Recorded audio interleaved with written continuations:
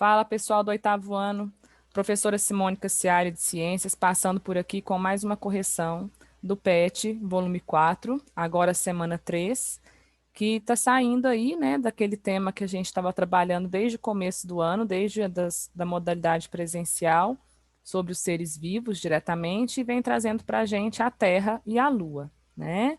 Então ele vai falar sobre a inclinação da Terra, sobre os movimentos de rotação e translação, o que esses movimentos do nosso planeta influenciam na vida aqui para a gente, né? Vai falar sobre o solstício, sobre o equinócio, depois vem mostrando para a gente a Lua, as fases da Lua, o que esse satélite natural influencia também no nosso planeta, né? E vai trazer também para a gente uma questãozinha aqui sobre eclipse lunar, eclipse solar, inclusive lá na atividade número 3, ele pede para você desenhar um esquema desses dois eclipses, né? Eu vou mostrar para vocês aqui como é que deveria fazer. E a gente chega aqui nas atividades. Então, vamos à correção. Na atividade 1, ele pede, explique como ocorrem as fases da Lua. Então, as fases da Lua, elas ocorrem devido ao movimento que a Lua realiza em torno do nosso planeta, né? Esse movimento que a Lua faz em volta do nosso planeta, ele é chamado especificamente de revolução, porque é um movimento que o nosso satélite natural realiza em torno do nosso planeta. A gente poderia até falar translação, mas a translação geralmente é de corpos celestes como planetas em torno de estrelas, tá ok? Então, esse movimento de revolução da Lua em torno da Terra dura, em média, 28 dias, aproximadamente. Então, esses 28 dias são divididos em 4 fases diferentes. Quando a Lua, durante os 7 dias em que a Lua fica toda iluminada, é chamado de fase da Lua cheia. Quando a Lua tem somente a parte oeste iluminada, a gente chama de fase crescente. Quando a Lua está totalmente sombreada, a gente não consegue ver ela no céu, é chamada de nova. E quando a Lua está somente com a parte leste iluminada, a gente chama de minguante. Número 2. Explique com suas palavras o conceito de rotação e de translação. Então, a rotação é um movimento que um corpo realiza em torno do seu próprio eixo, né? É o corpo girando em torno dele mesmo. E a translação é um movimento de um corpo em torno de outro corpo, né? É o que a gente também conhece como órbita, ok? Número 3. Faça um desenho esquemático explicando como funciona o eclipse lunar e o eclipse solar. Eu até vou colocar uma imagem aqui para vocês que eu achei legal. É uma brincadeirinha, na verdade, mas dá para entender. No primeiro quadrante, a gente tem o eclipse lunar, onde a sequência é a Terra se coloca entre o Sol e a Lua, certo? Então, você tem uma sequência do Sol, a Terra, a Lua. Então, a Terra vai estar cobrindo, né, sombreando completamente o satélite natural dela. Então, a Lua vai ficar invisível no céu, ok?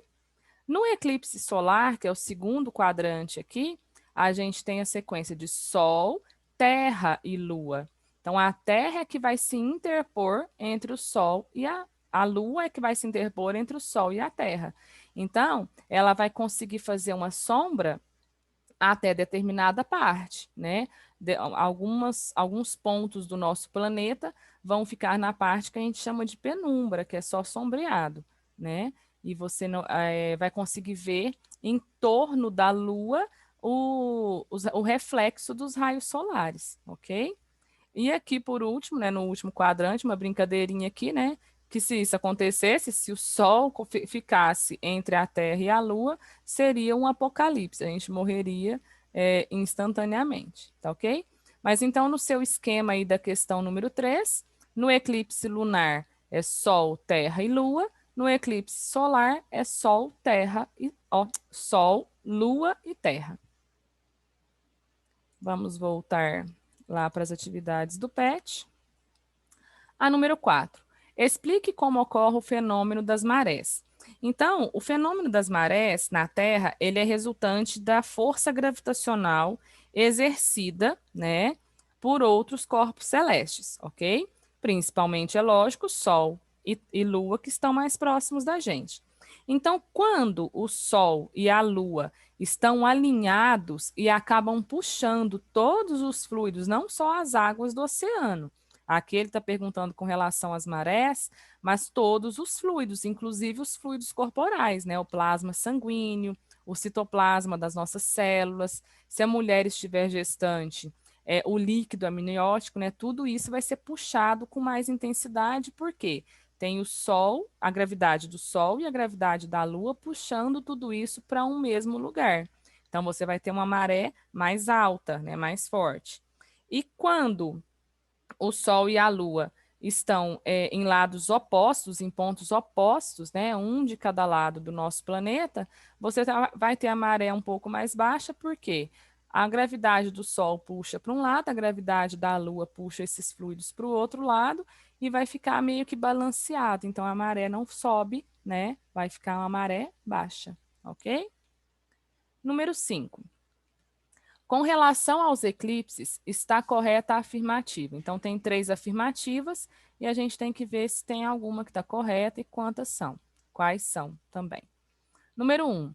Os eclipses são fenômenos celestes de desaparecimento total ou parcial de uma estrela, temporariamente por interposição do Sol. Então, nem sempre vai ser o Sol se colocando na frente de alguma coisa, né?